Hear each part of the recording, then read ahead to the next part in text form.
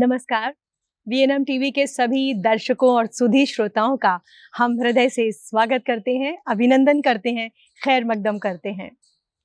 आज हमारे लिए बहुत खास दिन है और ख़ास इसलिए क्योंकि हृदय बोला प्रीत अंतस में बसाना जानते हैं, होंठ बोले पीर को हम गुनगुनाना जानते हैं। प्रथम तो सकुचे मगर फिर यूं सजीले नयन बोले हम धधकती आग को पानी बनाना जानते हैं। मन की धधकती आग को, संवेदनाओं को जो शब्दों के रूप में पिरो देते हैं वो होते हैं साहित्यकार। और आज हमारे साथ में एक ऐसे ही महान साहित्यकार बैठे हुए हैं और ये हम सबका परम सौभाग्य है। मैं मिलवाना चाहती हूँ आप सबको डॉक्टर राम कठिन सिंह जी से, जो कि लखनऊ से यहाँ पधारे हैं। आप मूलतः कृषि वैज्ञानिक हैं और अंतर्राष्ट्रीय स्तर पर कृषि से संबंधित आपके काम आज भी चल रहे हैं। साथ में आपकी जो मूल प्रवृत्ति है लिखने की, पढ़ने की, यानी कि आप एक साहित्यकार हैं और आपने हिंदी साहित्य को बहुत कुछ दिया है। तो सर, आपका हम हृदय से स्वागत करते हैं। बहुत बहुत धन्यवाद आपका।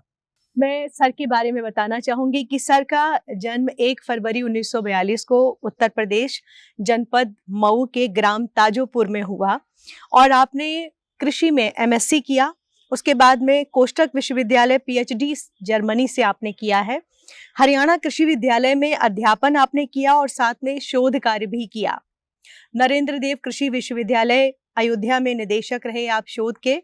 अंतर्राष्ट्रीय धान अनुसंधान संस्थान फिलीपींस के प्रतिनिधि एवं परियोजना संयोजक रहे। राष्ट्रीय कृषि विज्ञान अकादमी नई दिल्ली के सचिव और उपाध्यक्ष आदि महत्वपूर्ण पदों पर आपने काम किया है। और सबसे ज्यादा प्रसन्नता की बात यह है कि 200 से अधिक शोध पत्र आपके प्रकाशित हो चुके हैं और आपकी 20 पुस्तकें प्रकाशित हुई हैं। आज के साक्षात्कार में हम प्रयास करेंगे कि उनमें से कुछ की झलक हम आपको जरूर दे पाएं। तो सर, हम आपसे ये मुखातिब होना चाहते हैं कि आपने इतना सारा काम किया और आपने एग्रीकल्चर यानी कृषि के क्षेत्र में तो आपने अनुसंधान किए ही हैं, लोगों को भी करवाए हैं, लेकिन वो होने के साथ साथ एक जो साहित्यकार का रूप हम आपकी रचनाओं में देखते हैं वो भी इस तरह का नहीं कि कोई सिर्फ ऐसे ही लिख रहा है शौकिया। जब आपको पढ़ते हैं, जितना पढ़ते हैं उतना आपके लेखन से प्रेम सा होने लगता है। तो ये लिखना आपका कब से शुरू हुआ? देखिए, साहित्य में मेरी रुचि बचपन से रही है और मैं बहुत छोटी उम्र से ही कविताएं लिखने लगा था। कविता मेरा मेल मुख्य मेरी विधा थी। बाद में और लेखन शुरू हुआ और उसका एक आधार भी था। मैं बहुत सौभाग्यशाली हूँ कि हम उस गांव में पैदा हुए जहाँ पर देश के सबसे एक बहुत बड़े महाकवि परशुराम पांडे पैदा हुए थे। बहुत से लोग उनको जानते होंगे, उनकी हल्दी घाटी, उनका जौहर, परशुराम और शिवाजी जैसे महाकाव्य और दर्जनों खंड काव्य। जिस समय वो हल्दी घाटी की का काव्य पाठ करते थे मंचों के ऊपर तो लोग रोमांचित हो जाया करते थे। तो मैं उनके चरणों में रहकर पला बढ़ा हूँ। वो हमारे पुरोहित परिवार के थे और यद्यपि उन्होंने पुरोहिती कभी नहीं की पर उनके परिवार के लोग ये काम करते रहे। तो बचपन में शुरुआती दौर में उनका हमको सानिध्य मिला, उनका आशीर्वाद मिला और मैं बहुत ही सौभाग्यशाली हूँ कि जब मैं बड़ा हुआ, जब मैं जर्मनी से पढ़ लिख करके आया और हरियाणा एग्रीकल्चर यूनिवर्सिटी में काम करने लगा, तो वहाँ के स्थानीय साहित्यकारों से मेरा परिचय हुआ और उसी समय हमारा परिचय पंडित सोहनलाल द्विवेदी से हुआ और उनका आशीर्वाद आखिर तक बना रहा। और मुझे बड़ा गर्व है कि उन्होंने हमारी पहली पुस्तक मेरी गुड़िया एक खंडकाव्य है, एक बाल कविता संग्रह है, जिसकी उन्होंने भूमिका लिखी, जिसको उन्होंने लोकार्पित किया और मेरी पहली कृति हरियाणा साहित्य अकादमी से पुरस्कृत हुई। ये बड़े गर्व की बात है। और उन्हीं की प्रेरणा से मैं तो बताया, जैसे आपको बताया कि मैं मूल रूप से कविता करता था, लेकिन उन्होंने एक बात, जब हमारी काव्य संग्रह का लोकार्पण हो रहा था तब उन्होंने एक बात कही थी कि चूंकि तुम बहुत देश विदेश में रहे हो, बाहरी लोक संस्कृति और समाज से परिचित हो, तो तुमको यात्रा वृतांत या संस्मरण साहित्य लिखना चाहिए। और शायद उनकी ही प्रेरणा थी कि मैंने सबसे पहले 1982 में हमारी पहली पुस्तक एक कहानी संग्रह आया जिसका शीर्षक ही था आस पास। उसमें ज़्यादातर तो कहानियाँ जर्मनी के दौरान की हैं और कुछ कहानियाँ यहाँ अपने देश की थी। तो उसके बाद से फिर गद्य और पद्य दोनों साथ चलते रहे। मैं छांदस कविता का कवि हूँ। सच कहूँ तो मुझे छंदहीन कविताएं मुझे पसंद नहीं हैं। किसी को बुरा नहीं लगना चाहिए, लेकिन मेरी हाँ, क्योंकि मेरे लिए कविता माने छांदस कविता। तो मैं छांदस कविताएं लिखता हूँ और वो सब कविताएं मन से निकलती हैं, वो जोड़ तोड़ से छांदस कविता बनती नहीं है। तो क्यों ना आपसे आपका जो पहला कविता संग्रह है मेरी गुड़िया, उससे एक कविता का कुछ अंश सुन लिया जाए, क्योंकि हमारे दर्शक भी अवश्य सुनना चाहेंगे। देखिए, वो एक मैं फुटकर रचनाएं करता रहता था, बहुत बताया मैंने, बहुत शुरुआती दौर से हाई स्कूल इंटरमीडिएट में बहुत सारी कविताएं लिखी। लेकिन ये अचानक हुआ। मेरे घर में एक बच्ची पैदा हुई और मैं उस बच्ची के साथ, चूँकि मैं ही और हमारी पत्नी थे, तो हमको भी बहुत समय लगाना पड़ता था। और बच्चे के हाव भाव और उसके रंग रूप, उसके बदलते भावों को, चेहरे के भावों को देखकर एक दिन अचानक मेरे मुंह से कुछ पंक्तियां निकली। ये पंक्तियां हैं कि मेरी गुड़िया 1.25 लाख की, सचमुच एक तमाशा, हम क्या समझें उसकी भाषा, उसकी अपनी भाषा। मेरी गुड़िया 1.25 लाख की, सचमुच एक तमाशा। और मैं उसी की भाषा को समझते समझते पूरा एक खंड का रच डाला था। उदाहरण के तौर पर एक छोटा सा उसका अंश सुना देता हूँ कि जब वो बहुत छोटी होती है तो किस तरह से कई रातों में भी माँ को तम परेशान करती है। तो उसकी आप कल्पना करिए और देखिए, और फिर सुबह उठ करके किस तरह से माँ को बहुत जल्दी जगाती है और वो क्या कहना चाहती है, इसको आप देखिए कि एक बच्ची भी कितना कुछ ज्ञान दे सकती है। कि कभी रात में उठकर गुड़िया माँ को और जगाती, अपनी आ की भाषा में माँ को कुछ समझाती, लेकिन माँ कुछ समझ न पाती, थक जाती, सो जाती, गुड़िया रानी हार मानकर अपने भी सो जाती। बड़े सवेरे उठकर गुड़िया माँ को और जगाती, बड़े सवेरे उठकर गुड़िया माँ को पुनः जगाती, थोड़ी देर गोद में पड़कर प्रातः गीत सुनाती, मानो कहती उठो सवेरे काम बहुत है बाकी, सोते ही सोते जीवन की करो न तुम बर्बादी। अरे यह जीवन है कर्म भूमि, कुछ करके तो दिखलाओ, धरती पर सुख और चैन की तुम बांसुरी बजाओ, तो चारों तरफ निराशाओं का अंधकार फैला है, जीवन के हर एक पहलू का ही आंचल मैला है, तो आशा की आभा फैलाओ, कलुष निराशा भागे और पंग जीवन में फिर से नई जवानी जागे, तो जागे जन जन में जागृति की सोई हुई पिपाशा, हम क्या समझें उसकी भाषा, उसकी अपनी भाषा। मेरी गुड़िया 1.25 लाख की, सचमुच एक तमाशा, मेरी गुड़िया 1.25 लाख की, सचमुच एक तमाशा। क्या बात है, आपने अपनी छोटी सी गुड़िया के माध्यम से भी जो समाज को, जो हमारे युवाओं को संदेश दिया है। अद्भुत है। मुझे याद आ गया कि न रहो न निराश करो, मन को कुछ काम करो, कुछ काम करो, जग में रहकर कुछ नाम करो। ये जन्म हुआ किस अर्थ अहो समझो, जिसमें ये व्यर्थ न हो, कुछ तो उपयुक्त करो तन को, न रहो न निराश करो मन को। क्या बात है, बहुत ही सुंदर पंक्तियां मेरी गुड़िया के माध्यम से आपने हम सब तक पहुंचाई। और जैसे जैसे मैं आपका ये परिचय देखती हूँ, मैं अपने दर्शकों को बताना चाहती हूँ कि आपको बहुत सारे कृषि के क्षेत्र में सम्मान मिले, राष्ट्रीय एवं अंतर्राष्ट्रीय स्तर पे। आपको महिंद्रा समृद्धि इंडिया एग्री अवार्ड 2012 दिया गया, लोकमत सम्मान 2018 दिया गया और सिपानी एग्री एशिया कृषि अनुसंधान सम्मान 2005 में दिया गया। साथ में कृषक मित्र सम्मान, निकुंभ 42 रत्न सम्मान दिया गया। तो मेरी गुड़िया जो आपने अभी जिसका अंश सुनाया, ये आपका एक खंड काव्य है और हरियाणा साहित्य अकादमी से प्रकाशित हो चुका है। अलावा उसके तारे जमी के आंगन की थाती गौरैया और कहानी संग्रह आसपास, बूढ़ी आवाज, मेरी आवाज सुनो, झांक कर जो देखा, निबंध संग्रह यानी निबंध विधा में भी आपने लिखा है, विविध, गांव, किसान और मैं, वैज्ञानिक लेखों का भी आपका संग्रह है। और अब मैं आती हूँ आपकी आत्मकथा पर। कहते हैं कि साहित्य की सभी विधाओं में आत्मकथा लिखना मुश्किल है, क्योंकि अपनी कथा को अपने तरीके से ईमानदारी से लिखना, ईमानदारी से चीज़ों को स्वीकारना और सबके सामने, अपने पाठकों के सामने परोसना कोई आसान नहीं होता है। तो इसके बारे में मुझे बताइए कि कैसे आपको प्रेरणा मिली कि मैं आत्मकथा लिखूं? जी, ये बहुत बढ़िया सवाल है आपका।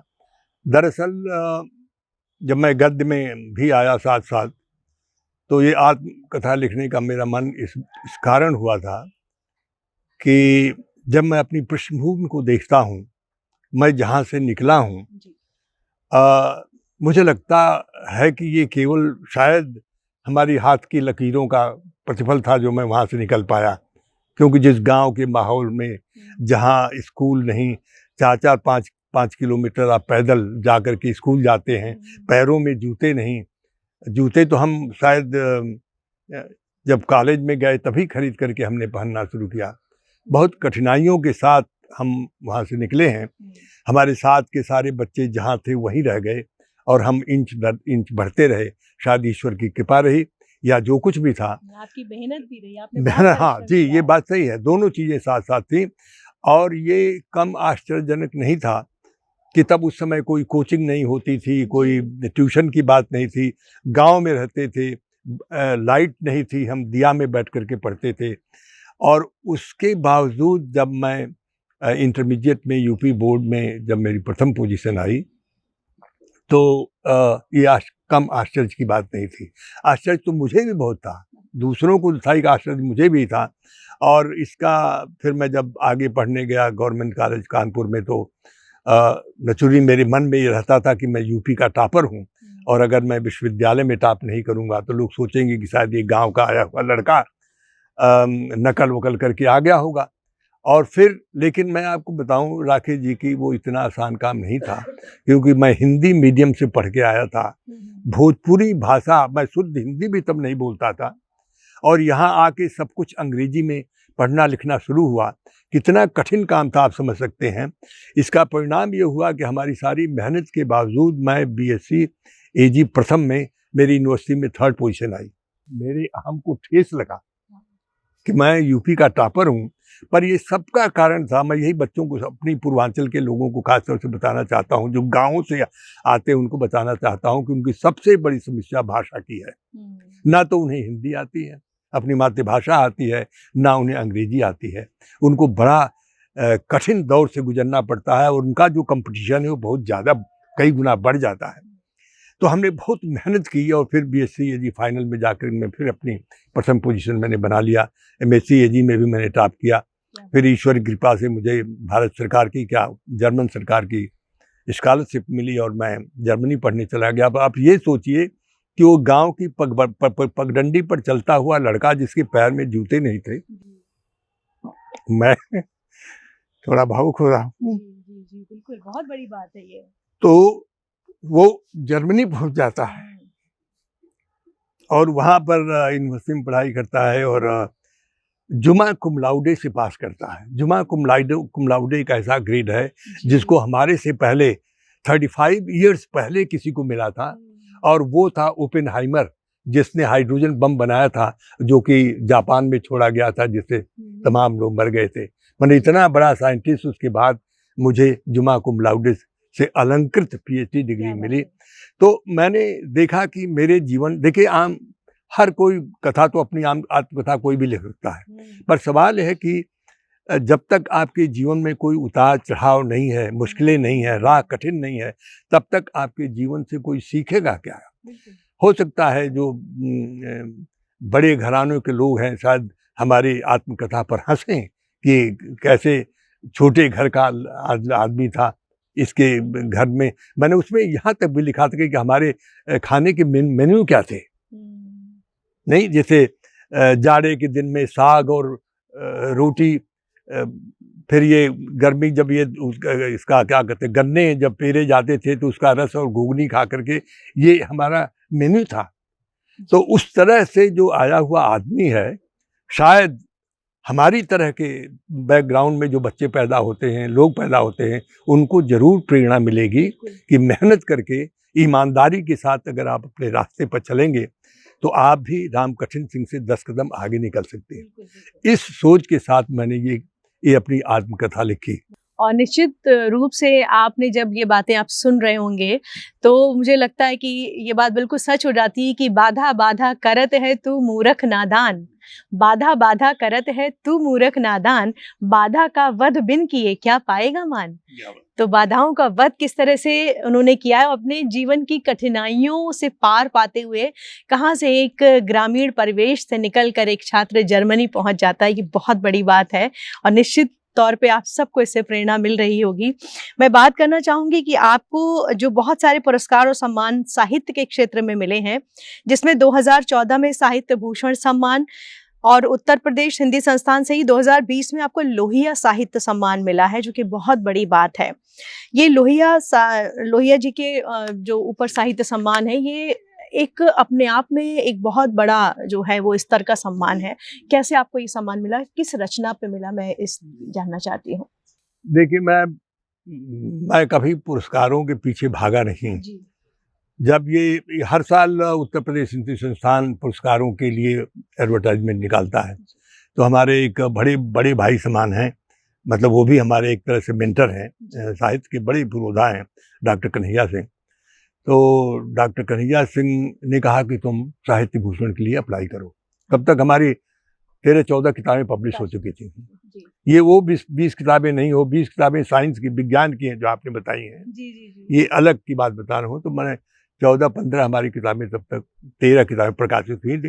उन्होंने कहा कि तुम भी अप्लाई कर। मैंने कहा मैं साहित्य के लिए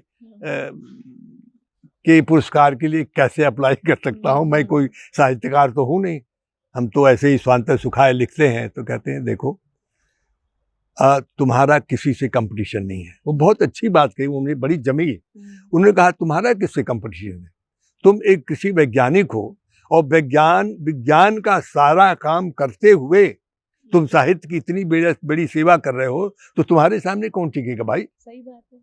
ये बात उनकी अच्छी लगी, तो मैंने उस फॉर्म भरा। उन्होंने ही उसको मतलब उसको भेजा करके, और देखिए ईश्वर की कृपा से हमें वो साहित्य भूषण मिल गया। मैं ये जो आपका थोड़ा सा खुला आसमान उपन्यास है, इसमें पूरी तरह से जो मानवता के प्रति संवेदना है वो अपने पात्रों के माध्यम से आपने स्पष्ट रूप से परिलक्षित की है।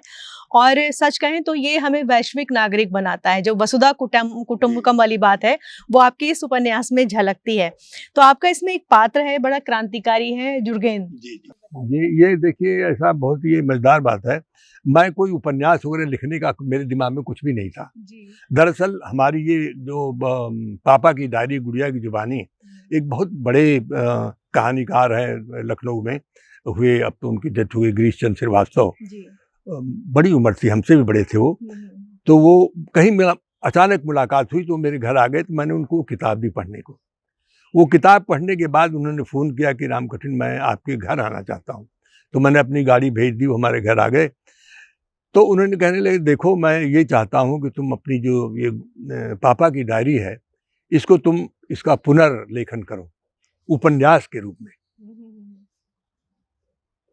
तो अब वो कह के चले गए, बड़े आदमी थे, लेकिन मेरे दिमाग में आ रहा था कि जो चीज़ मैं लिख चुका हूँ उसी को केवल दूसरे फॉर्मेट में लिख करके, मतलब मेरा मन ना करे कि ये कैसे करें। तभी क्या हुआ कि जिस दिन जर्मनी, पूर्वी और पश्चिमी जर्मनी का एकीकरण हुआ था, उसका साल में तारीख मुझे याद नहीं आई है, एक उत्सव मनाया जाता है जर्मनी में। तो किसी ने उसके ऊपर एक पोस्ट डाली। जब वो पोस्ट डाली तो मुझे जुर्गेन की याद आई। जुर्गेन असल में मेरे साथ, मैं उसके साथ पढ़ता था, मतलब वो मेरे साथ पढ़ता था। मैं तो पीएचडी का विद्यार्थी था, बस क्लास हम, और वो अभी तो अभी बीएससी कर रहा था। पर वहाँ क्लास जो होते, कोई विषय ऑफर हुआ तो वही पढ़ रहा था, मैं भी पढ़ रहा था, जेनेटिक्स की क्लास थी। बाई चांस वो मेरे पास ही बैठता था। तो वहाँ ऐसे ही हो जाता है, जो जहाँ बैठता वहीं बैठता है। और अक्सर लोग 10-5 मिनट पहले आते हैं। तो बड़ा चुप सा शांत सा लड़का रहता था, लेकिन मुझसे बातें करता था। और अक्सर वो गांधी जी की बात करता था, वो सुभाष चंद्र बोस की बात पूछता था मुझसे, ये असहयोग आंदोलन की बात पूछता था मुझसे, तमाम तरह की बातें पूछता था। फिर एक दिन क्या हुआ कि वो क्लास में नहीं आया। तो हमारी प्रोफेसर थी मिस मैडम न्यूरेनबर्ग, जेनेटिक्स पढ़ाती थी। वो क्लास में आई, वो कहने लगी कि आज जुर्गेन क्लास में नहीं आया और अब वो कभी नहीं आएगा। ये देखिए, जब उन्होंने ये बात कही तो मेरे को समझ में नहीं आया, मैं सुन रहा था। और फिर उन्होंने बताया कि वो क्यों नहीं आएगा। वो कहने लगे कि देखिए, हमारा देश कम्युनिस्ट कंट्री था, वो पूर्वी जर्मनी कम्युनिस्ट कंट्री था। हमारा देश सबके लिए इतना करता है, फ्री शिक्षा मिलती है आपको, फ्री हेल्थ सर्विसेज मिलती हैं, और फिर भी आप देश की नीतियों के खिलाफ बोलते हैं। तो जुर्गेन एक ऐसा लड़का था जो हमारे देश की नीतियों के खिलाफ बोलता था, और वो इसलिए बोलता था कि वहाँ आपको कुछ बोलने की, लिखने की इजाज़त नहीं है। सुख सुविधाएं तो सब हैं, लेकिन आप कुछ बोल नहीं सकते। सरकार के खिलाफ तो खैर कभी आप कुछ, अभिव्यक्ति आज़ादी जिसकी बात अक्सर ये वामपंथी वाले करते हैं, उस पर तो बिल्कुल ताला लगा होता है। जैसा आप आज भी देख रही हैं चीन में क्या हो रहा है, रूस में क्या होता है। तो वो लेकिन लड़का हो सकता है, लड़कों के साथ बात करते करते वो ये सब बातें करता होगा, और ये खबर ऊपर तक पहुंची तो उसको यूनिवर्सिटी से निकाल दिया गया इसी बात पर, और उसको एक फैक्ट्री में भेज दिया गया इस उद्देश्य से कि वहाँ नौकरी करेगा, तब वो मजदूरों को देखेगा कि मजदूर कितनी मेहनत करते हैं, तो शायद वो सोच करके वो फिर जो है हमारी जो वामपंथी सोच है, जो मार्क्सवादी सोच है, उस सोच पर आने लगे। तो उस लड़के की मुझे आ गई, तो मैंने एक पोस्ट डाली, बगावत करके एक पोस्ट डाली मैंने, हाँ, फेसबुक पर। तो कई लोगों ने पढ़ा। तो एक वहाँ पर जन संदेश टाइम्स के वो हैं, एडिटर हैं, उन्होंने फ़ोन करके पूछा कि डॉक्टर साहब, इसका ये बहुत, जैसे आपने कहा, ये बड़ा प्रेरणादायक कैरेक्टर है, ये बताइए कि जब जर्मनी स्वतंत्र हो गया, पूर्वी जर्मनी, तब वो उसके बारे में, लड़के के बारे में कुछ पता चला आपको? तो मैंने उनको यही कह दिया कि नहीं, क्योंकि जर्मनी कम्युनिस्ट कंट्री का ये मतलब नियम है कि एक बार आप पुलिस के हाथ पड़ गए तो फिर आप लौट करके घर नहीं आते। हाँ, ये रूल है एक तरह से। कोई आपने देखा कि उन्होंने तो अपने, चाइना ने अपने विदेश मंत्री को रातों रात गायब कर, विदेश मंत्री जो अभी अमेरिका से आता है और उसको रातों रात गायब कर दिया जाता है, आज पता ही नहीं चला था। तो यहाँ एक बार आप पुलिस के हत्थे चढ़ गए तो फिर लौट के नहीं आते। मैंने उनको यही जवाब दिया था। बिल्कुल सही बात है। और अब हम आगे कुछ और चीजें आपको बताना चाहते हैं कि आप शब्दिता अर्धवार्षिक साहित्यिक पत्रिका है, उसके प्रधान संपादक हैं। साथ में नंद प्रसार ज्योति अर्धवार्षिक कृषि विज्ञान पत्रिका है। विज्ञान के क्षेत्र में जो बहुत ही कम पत्रिकाएं निकलती हैं हिंदुस्तान में, तो उसमें ये एक बहुत ही जानी मानी पत्रिका है। एक और बात सर के बारे में विशेष रूप से कि Nand educational foundation for rural development यानी नेफोड, उसके आप निदेशक हैं। तो आपने आमतौर पर रिटायरमेंट के बाद लोग ऐसी चीज़ें चुनते हैं कि उनकी आय जो है वो का स्रोत बना रहे, लेकिन आपने इस तरह का क्षेत्र चुना है जिससे आप कृषि के क्षेत्र में आज भी वैज्ञानिकों को सहायता करें, न सिर्फ राष्ट्रीय स्तर पे बल्कि अंतर्राष्ट्रीय स्तर पे। तो ये नेफोड को लेके आपके उद्देश्य क्या क्या हैं और आप कितना कर पा रहे हैं, इस पर प्रकाश डालिए। देखिए, 2004 में मैं international rice research institute Philippines से रिटायर हुआ था जी। तो मेरे पास कई विदेशी कंपनियों के ऑफर थे, क्योंकि मैं एक प्लांट ब्रीडिंग का आदमी हूँ। तो बीज कंपनियां हमारे बहुत पीछे थी, और फिर मेरा नाम, भाई एक इंटरनेशनल साइंटिस्ट का नाम अगर उनकी कंपनी से जुड़ जाएगा तो एक ब्रांड वैल्यू जो होती है, और बहुत लोग हमारे पीछे थे। खुद इंटरनेशनल राइस रिसर्च इंस्टीट्यूट चाहता था कि मैं एज ए कंसल्टेंट उसमें काम करता रहूं, लेकिन मैंने अपने मन में पहले से सोच लिया था कि मैं जिस गाँव, जिस देश से आया हूँ, मैं वहाँ जा कर के अपने अनुभव बांटूंगा। तो मैंने अपने लिए, अपने परिवार के लिए, अपने बच्चों के लिए सब कुछ किया, तो क्यों ना अब उस मिट्टी के लोगों से के साथ जुड़ूं जिस मिट्टी ने हमको बड़ा किया और जिससे बाहर निकल करके हम इतने आगे आए थे। तो हमने कोई नौकरी नहीं ली, इस नाते नौकरी नहीं ली, और मैंने इस संस्था को बना करके पूर्वांचल में ऑफिस खोल करके किसानों के साथ काम करने लगा, और बहुत मेहनत किया। 18-20 साल तक हमने बहुत मेहनत की, और बहुत परिवर्तन आया। उसी का परिणाम है जो आप वो देख रही थी, कई सारे जो कृषि के हमको पुरस्कार मिले हैं। महिंद्रा एग्री समृद्धि अवार्ड है ये, मतलब जब अपने पवार साहब जो कृषि मंत्री थे उनके हाथों मुझको दिया गया था, ये अवार्ड जो दिया गया था। और भी अवार्ड उसी नाते मिले। वो जो एशिया एग्री अवार्ड मिला था, वो हमने जो एक नाम शायद आपने सुना हो कि काला नमक नाम की एक धान की प्रजाति है जो बहुत ही सुगंधित और खाने में बहुत ही बढ़िया पूर्वांचल में होती है, वो विलुप्त हो गई थी। तो उसको किस तरह से फिर से रिवाइव किया जाए, उस पर मैंने बड़ा काम किया और उसका फ़ायदा भी अब मिल रहा है किसानों को, सब लोगों को। तो इस तरह के बहुत सारे काम हम किसानों के साथ मिल करके करते रहे हैं। डॉक्टर साहब, ये जानना चाहूँगी कि जैसे आप साहित्य के क्षेत्र में इतना कुछ आपने लिखा है, इतनी पुस्तकें लिखी हैं, कोई तो होंगे जो जिन्हें पढ़ना, जिन्हें सुनना आपको अच्छा लगता होगा। आपके आदर्श कौन है? आपको कौन से कवि या शायर या लेखक बहुत अच्छे लगते हैं? या ये देखिए, मतलब एक तो दो लोग जो हमारे जीवन को बहुत प्रभावित किए, वो आपको जैसे पहला नाम मैंने बताया था पंडित श्यामनारायण पांडे, जो इतने बड़े वीर रस के कवि माने जाते हैं। और दूसरे जो बड़े होने के बाद पंडित सोहनलाल द्विवेदी, राष्ट्र कवि पंडित सोहनलाल द्विवेदी, उनका मुझे बड़ा आशीर्वाद प्राप्त था। और इन लोगों की प्रेरणा और कविता के प्रति मेरा जो झुकाव था, इस नाते मैं जहाँ भी रहा, जैसे हरियाणा एग्रीकल्चर यूनिवर्सिटी में मैं वहाँ के कल्चरल जो समिति होती है उसका मुझे अध्यक्ष बनाया गया था मेरे इंटरेस्ट को देखते हुए। तो मैं वहाँ हर साल एक बार कवि सम्मेलन कराता था। और आप किसी बड़े कवि का नाम लीजिए, मैं उसको वहाँ बुला चुका हूँ। और मेरे घर पर हमारी पत्नी ने सबका बहुत स्वागत किया और भगत किया। और सब लोग, जैसे सोम ठाकुर को ले लीजिए, चाहे रमानाथ अवस्थी जी को ले लीजिए, या बुद्धिनाथ मिश्र को ले लीजिए, या मतलब तमाम उस समय के बड़े बड़े कवि थे, सबको, भारत भूषण को ले लीजिए, ये सब लोग वहाँ हम बुलाते। इसी तरह से जब मैं वहाँ पर नरेंद्र देव कृषि विद्यालय अयोध्या में निदेशक बना, एग्रीकल्चर मतलब शोध निदेशक था, जबकि शोध निदेशक को इन सबसे क्या मतलब, पर मैंने अपने प्रभाव से वहाँ पर भी साल में मैं एक बार कवि सम्मेलन कराता था। और एक बार तो बहुत ही बढ़िया अवसर था कि एक तरफ कैफी आदमी और एक तरफ पंडित श्यामनारायण पांडे, दोनों लोग एक साथ उसमें विराजमान थे। मेरे कैफी आदमी और उनकी शौकत, उनकी जो बीवी थी, दोनों के हमारे परिवार के साथ फोटो भी है, वो घर भी आए थे हमारे। तो ये लोग, इन लोगों के साथ रहते रहते बड़ा मतलब अच्छा उसका असर हमारे ऊपर ही पड़ा।